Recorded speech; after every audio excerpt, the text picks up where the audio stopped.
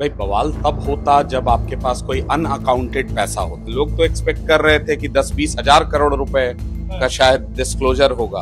उनके दादाजी कोई बहुत टाटा बिरला तो थे नहीं। उनका जो इनकम प्रोफाइल है, ठीक है, उनका जो आय का स्रोत है वो कोई हिडन नहीं है। उनका काम है जब बोर्ड बैठे तो अपने सलाह को जो कंपनी के हित में है वो देते हैं। मेरी कमाई का हिस्सा जो हम आगे कमाएंगे या जो अभी वर्तमान में है वो जनसुराज को समर्पित है, उसको चलाने के लिए हम देंगे। एक एक रुपया अकाउंटेड है, एक एक रुपए का टैक्स भरा हुआ है, जीएसटी भरा हुआ है। कल्पना करिए 242 विधायक एक तरफ और प्रशांत किशोर जी एक तरफ। नमस्कार, लाइव सिटी देख रहे हैं आप। देखिए, जैसे ही प्रशांत किशोर जो कि बांकीपुर विधानसभा उपचुनाव में जनसुराज की ओर से प्रत्याशी हैं, साथ ही साथ जनसुराज के सूत्रधार हैं, उन्होंने चुनावी हलफनामा दायर किया। एफिडेविट के सामने आते ही राजनीतिक गलियारों में भूचाल मच गई। सबसे बड़ा सवाल है प्रशांत किशोर की कमाई को लेकर के। हमारे साथ बातचीत के लिए जनसुराज के जो राष्ट्रीय प्रवक्ता है कुमार सौरभ, वो मौजूद हैं, इकोनॉमिस्ट भी हैं, पैसा, लेन देन, ग्रोथ, हर एक चीज को बहुत बारीकी से समझते हैं। कुमार सौरभ जी, ये बताइए, प्रशांत किशोर जी और उनके परिवार का 199 करोड़ के आसपास का पूरा संपत्ति निकल के सामने आया है, इस पर तो खूब बवाल हो रहा है। किस बात का बवाल और क्यों होना चाहिए बवाल? भाई बवाल तब होता जब आपके पास कोई अनअकाउंटेड पैसा होता। कोई भी, किसी भी, मान लीजिए मेरा जो इनकम है अगर वो अनअकाउंटेड है, मैंने तो अपने एफिडेविट में कंप्लीट डिस्क्लोजर है कि किस मद में कौन सा पैसा कहाँ आया, उस पर कितना टैक्स दिया गया, कितना जो है एप्रोप्रिएट जो स्टैट्यूटरी अथॉरिटीज हैं उनको कितना पैसा दिया गया। तो इसमें कौन सा बवाल वाला बात है? लोग तो एक्सपेक्ट कर रहे थे कि 10-20 हजार करोड़ रुपए का शायद डिस्क्लोजर होगा। भाई प्रशांत जी ने अपने जीवन काल में वो कोई बहुत बड़े इंडस्ट्रियलिस्ट के पुत्र तो थे नहीं, उनके दादाजी कोई बहुत टाटा बिरला तो थे नहीं। भाई वो एक डॉक्टर के पुत्र रहे हैं। अपने जीवन में अपनी बुद्धि, अपनी क्षमता, अपनी कार्यकुशलता के आधार पर उन्होंने अपना जो है रोजगार या जो भी जिस प्रकार की भी वो काम किए हैं वो पब्लिक डोमेन में है। अब तो कंप्लीटली पब्लिक डोमेन में है। कल के पहले तो कम से कम कयास लगाए जाते थे कि प्रशांत किशोर जी के पास कितना पैसा है या कितनी संपत्ति है या कितनी चीजें हैं। तो आपके पास एक एक चीज का डिटेल है भाई। 20 से ज्यादा पन्नों का एफिडेविट है मेरे नेता का, और उसमें अपने जीवन काल में 2020, 21, 22, 23, 24, 25 में कितना इनकम हुआ, कितना टैक्स चुकाया, ये सारी चीजों की जानकारी है। पूरी वित्तीय जानकारी, शैक्षणिक जानकारी, मूवेबल एंड इमूवेबल एसेट्स कितने हैं, हाँ, पैतृक संपत्ति कितनी है, उनका अपना पर्सनल डिटेल क्या, ये सब कुछ जनता के सामने है। हम क्यों छुपाएंगे? पहले भी प्रशांत जी ने नहीं छुपाया है। भाई किसको नहीं पता था कि प्रशांत जी साइंस कॉलेज से पढ़े हुए हैं? किसको नहीं पता है कि लखनऊ से वो ग्रेजुएशन किए हुए हैं? अब आपके सामने उनकी शैक्षणिक योग्यता, उनकी वित्तीय स्थिति, उनके बाकी के जो डिटेल हैं, उनके परिवार के लोगों को, एक बच्चा है जो अभी माइनर है, पत्नी का क्या ब्यौरा है, ये सारी चीजें दिया है उन्होंने। इसमें कोई छुपाने वाला विषय है नहीं। सबसे बड़ा सवाल यहाँ राजनीतिक गलियारे में उठ रहा है कि प्रशांत किशोर जी जब राजनीतिक सलाह देना बंद कर दिए, जब जनसुराजी के तौर पर वो यात्रा करना बिहार में शुरू किए, उस दौरान उनकी कमाई में बहुत ज्यादा बढ़ोतरी हो गई, उनको बहुत ज्यादा कमाई मिलने लगी। सर मैं इसको एक पैरेलल एग्जांपल से आपको समझा देता हूँ। मैंने 2015 में बैंक की नौकरी छोड़ दी है, ठीक है। अब 2015 के बाद मेरी अपनी अभी जो है, हम इनकम टैक्स का डिस्क्लोजर करते हैं और उस डिस्क्लोजर में कितना मेरा इनकम है ये मेरे कार्यकुशलता और मेरी क्षमता पर निर्भर करता है ना। तो आज के डेट में उन्होंने क्या कहा है, उन्होंने अपने प्रोफेशन में लिखा है इज अ कंसल्टेंट। तो एज अ कंसल्टेंट उनकी जो भी कमाई है वो 2021 के बाद अगर आप जिसका हवाला दे रहे हैं तो वो बढ़ा है या घटा है, ऐसा तो है नहीं कि किसी ने डोनेशन दिया है। साफ सी बात है कि जो वो काम कर रहे हैं, उन्होंने कभी नहीं कहा है कि हम जो है कंसल्टेंसी या सलाह देने का काम जो है बंद किए हैं। पॉलिटिकल स्ट्रैटेजी का काम बंद हुआ है, ठीक है। राजनीतिक जो उनकी सलाह देने का काम या जो उसके पहले जो चुनाव में उनकी संलिप्तता थी वो बंगाल चुनाव के बाद 2021 के बाद बंद हो गया है। लेकिन इसका मतलब ये नहीं है कि उन्होंने कहा है कि मैंने काम करना बंद कर दिया है। भाई ये तो अपना अपना क्षमता है। कोई व्यक्ति 2021 के बाद स्ट्रेटजी बनाना बंद हो गया। टीवी की अभी जीत हुई, उस दौरान तो बहुत चर्चा हुई थी प्रशांत किशोर के नहीं नहीं, राजनीतिक सलाह। चर्चा होना और तथ्य होना दोनों में बहुत फर्क होता है। मतलब नहीं थे प्रशांत किशोर भाई, जी के पीछे भाई नहीं थे। क्या है वो, क्या थे क्या नहीं थे, हम लोगों ने कभी दावा नहीं किया है, वो सब पब्लिक डोमेन में है। ठीक है, विजय जी ने जो कहा है वो भी पब्लिक डोमेन में है, प्रशांत जी ने जो कहा है वो भी पब्लिक डोमेन में है। विषय ये नहीं था, विषयांतर हो गए। हम फिर कह रहे हैं कि भाई उनका जो इनकम प्रोफाइल है, ठीक है, उनका जो आय का स्रोत है वो कोई हिडन नहीं है। ईयर ऑन ईयर उन्होंने क्या कमाया है, उस पर कितना टैक्स दिया है, उसका पूरा ब्यौरा आपको एफिडेविट में मिल जाएगा। तो इसमें कयास लगाने वाली बात नहीं है, कितना परसेंटेज का ग्रोथ हुआ, क्या हुआ, ये तो सामने है ना भाई। मेरी क्षमता इतनी है कि हो सकता है मैं सलाह किसी को दूं तो मुझे कोई उसी सलाह का 100 रुपए दे, लेकिन हो सकता है आप सलाह दें तो उसका 1 लाख रुपए दे। ये तो आपके अपने क्षमता पर निर्भर करता है कि आपकी सलाह को, जैसे आपको एक एग्जांपल ले लीजिए, सुप्रीम कोर्ट में कई ऐसे वकील हैं जिनके एक हियरिंग का पैसा जो है लाखों, क्या उससे भी ज्यादा में होता है, और कई ऐसे एडवोकेट हैं जिनका जो है फीस कम होता है। तो ये डिपेंड करता है आपके स्किल सेट पे, ये डिपेंड करता है आपकी अपनी बुद्धिमत्ता, आपकी अपनी क्षमता, आपने मार्केट में अपना क्या रेपुटेशन बनाया है, उसके आधार पर उनकी अपनी जो इनकम है वो उसका प्रोफाइल आपके सामने है। लेकिन सवाल ये, अभी भी यही सवाल यहीं पे रह जाता है कि जब प्रशांत किशोर बिहार में यात्रा कर रहे थे, पद यात्रा कर रहे थे, उस दौरान उनकी जो कमाई बढ़ी, तो लोग ये जानना चाहते हैं कि किस तरह से। कि आपको ये समझना होगा, कहीं भी कंसल्टेंसी वर्क को जब तक हम समझे, क्योंकि बिहार में इस प्रकार का कोई काम तो है नहीं, यहाँ तो बालू, गिट्टी, ठेकेदारी, हाँ, शराब, इसी प्रकार का काम है, तो लोगों को इसकी समझ नहीं है। जेपी मॉर्गन और मॉर्गन स्टैनले, मैकेंजी, ऐसे बहुत सी कंपनीज हैं जो सिर्फ सलाह देती हैं। ठीक है, यहाँ पर आपको समझना होगा कि भारत में, भारत की और कई ऐसे एमएनसीज हैं जिनका काम सिर्फ सलाह देना है, उनको कंसल्टेंसी बोलते हैं। तो कंसल्टेंट का वर्क ये नहीं होता है कि आप जो है जब आप घूम रहे हैं तब वो सलाह नहीं दे सकते, या जब आप दूसरे काम में हैं तो वो सलाह नहीं दे सकते। सलाह देने का, जैसे आप किसी कंपनी के इंडिपेंडेंट डायरेक्टर हैं या नॉन एग्जीक्यूटिव डायरेक्टर हैं, तो आपको डे टू डे कंपनी के काम में इन्वॉल्व थोड़े रहना होता है कि नहीं हर दिन जो है कंपनी का कहाँ माल जा रहा है, कहाँ आ रहा है, कहाँ ऑपरेशन का काम है, कहाँ मार्केटिंग का काम है, कहाँ एचआर का काम है। ये काम उनका नहीं है। उनका काम है जब बोर्ड बैठे तो अपने सलाह को जो कंपनी के हित में है वो देते हैं, वो नॉन एग्जीक्यूटिव काम है। वैसे ही एक कंसल्टेंट का काम है।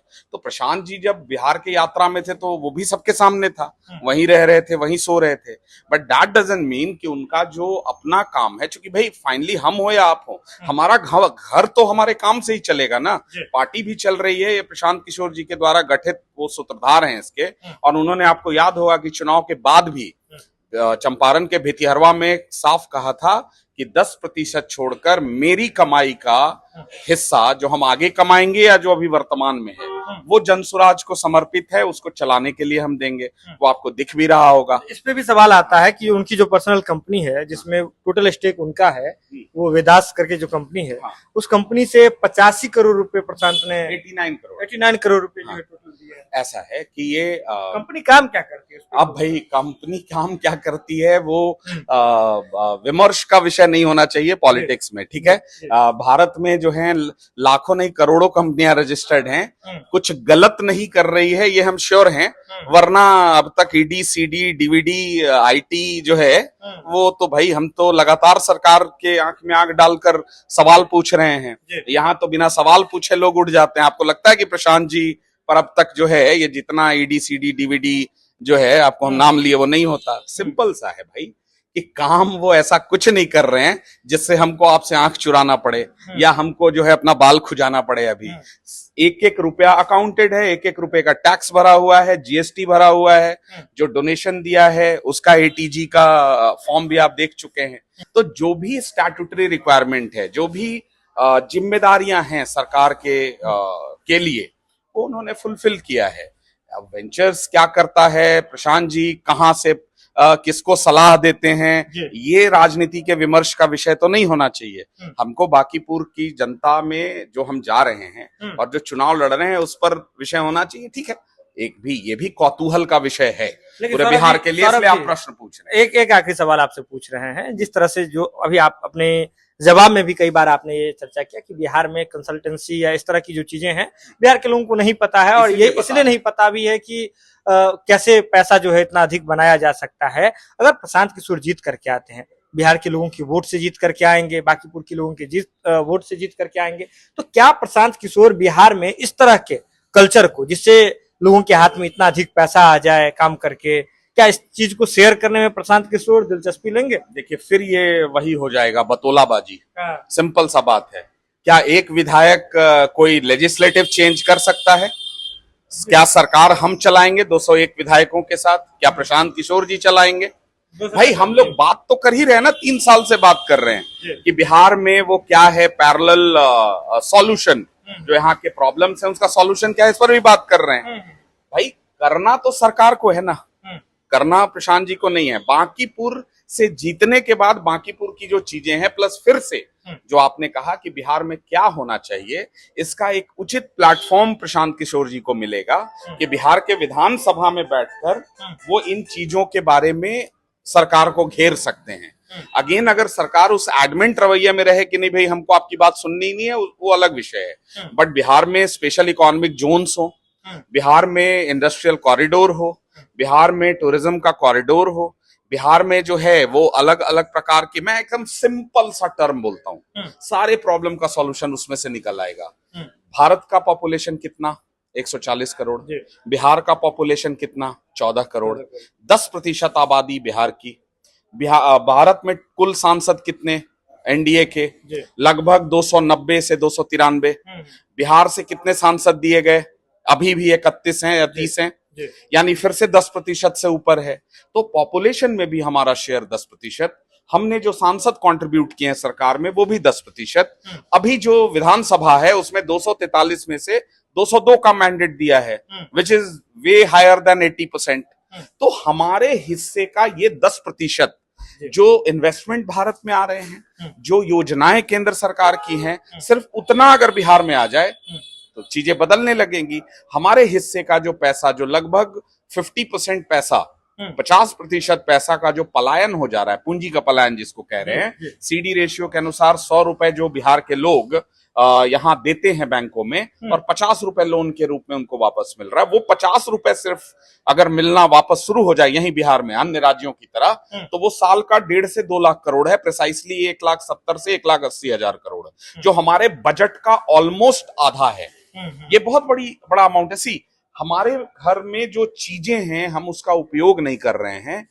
कंसल्टेंसी और ये सब तो बहुत बाद का चीज है सर। ये मुंबई, दिल्ली और उन सब में इतने वर्षों से। प्रशांत किशोर जी विधानसभा जाकर के सरकार को यही पॉलिसी भाई, हमने ये पॉलिसी आज विधानसभा में जाकर नहीं, आपके लाइव सिटीज और अन्य न्यूज प्लेटफॉर्म्स पर दर्जनों क्या सैकड़ों इंटरव्यूज हैं जिनमें उन्होंने बिहार में बदहाली कैसे दूर हो इस पर कितनी चर्चाएं हम लोगों ने की है। इंपॉर्टेंट है उसका एग्जीक्यूशन होगा कि नहीं। और अभी तक ये बात हम सड़कों से कह रहे थे। बांकीपुर चुनाव एक मौका है, बांकीपुर चुनाव एक ऐसा प्लेटफॉर्म बनेगा विधानसभा के अंदर जहां प्रशांत किशोर जी पटल पर इन विषयों को बिहार की जनता के सामने और बिहार की सरकार के सामने रखेंगे।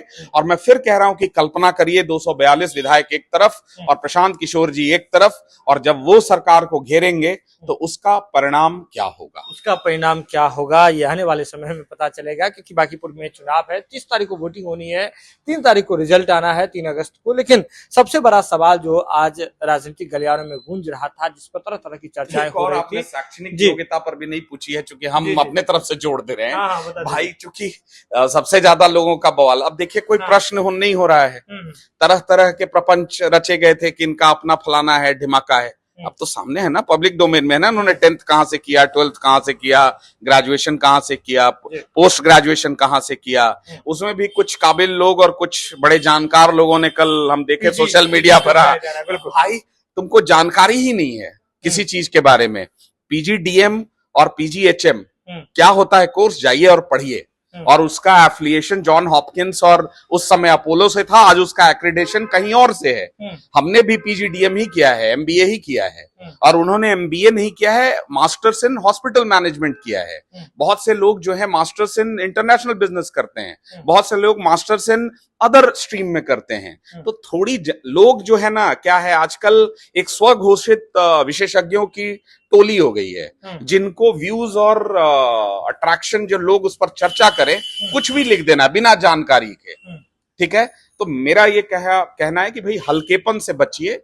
अगर आपके पास कुछ तथ्य है, चीजें हैं, तो आप रखिए, बिल्कुल रखिए, पब्लिक डोमेन में। चलिए, तो सीधे तौर पर जनसुराज की जो राष्ट्रीय प्रवक्ता है कुमार सौरभ, उनसे हमारी बातचीत हो रही थी ना, साफ साफ बताया है कि प्रशांत किशोर की जो हलफनामे में, जो चुनावी हलफनामे में जितनी जानकारी दी गई है, जितने राशि के बारे में बताया गया है, वह कहाँ से आ रहा था, कैसे आ रहा था, और किस वजह से प्रशांत किशोर का जो असली बिजनेस है, उनकी कंपनी जो है वह क्या करती है, तमाम तरह की चीजों पर बेबाकी से अपनी बात रख रहे थे। उनके शैक्षणिक योग्यता पर भी अपनी जो है उन्होंने बेबाकी से अपनी बात रखी।